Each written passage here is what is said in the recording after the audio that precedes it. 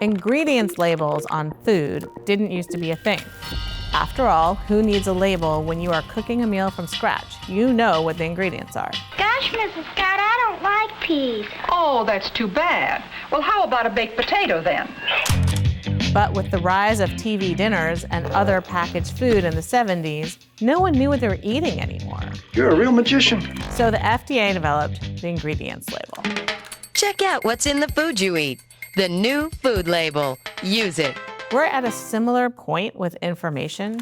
We used to get our news from a few TV networks and our local newspaper. We knew what we were getting, even if we didn't always like it. But now, there are countless news sources in our feeds, and it's hard to tell which ones are reliable. So about a year ago, I started thinking, wouldn't it be great if news articles actually told us what they were made of? I'm Julia Angwin. I'm an investigative journalist and the founder of Proof News, a nonprofit journalism studio. The reason I started this is to rebuild trust with audiences. Surveys show that 3/4 of Americans have little or no trust in media. And sadly, they're not entirely wrong. We are flooded with content that is persuasive, but often unreliable. Sprinkle in artificial intelligence and things are getting even more confusing. I had a speech rewritten by AI out there, one of the top people. He said, "Oh, you're going to make a speech?" Yeah. He goes, click, click, click. And like 15 seconds later, he shows me my speech. That's written. Sometimes it's easy to spot news that, like candy, is not nutritious. A new study at Harvard is now suggesting that aliens might be living among us just disguised as humans or in a base inside the moon. But it can be hard to spot news that is more like a granola bar. Granola bars are confusing because they try to trick you into thinking they are healthy when they are not. But the ingredients label reveals the truth. Fun fact about ingredients labels, to come up with the calorie count, scientists actually light the food on fire to measure the heat generated. We can't light the news on fire, although it might be tempting sometimes, but we can put our news stories under a microscope. So here at Proof, we're trying to do that. Every investigation we do comes with an ingredients label. It shows the key elements of our work so you can evaluate the rigor of it. And hopefully it gives you a framework for judging other news too. So what's in our ingredients label? Well, we have the hypothesis, the sample size, our techniques, key findings, and limitations. Let's take them in turn, starting with the hypothesis. Journalists usually talk about chasing stories. Didn't Roy just chase the story? I saw you waddle off 8.5 months pregnant to chase the story. Just follow your instincts, chase the story. I prefer to talk about developing a hypothesis. Journalists have all started to understand that this idea of objectivity that we were all raised to follow is not working. I personally think we should use science and have a hypothesis.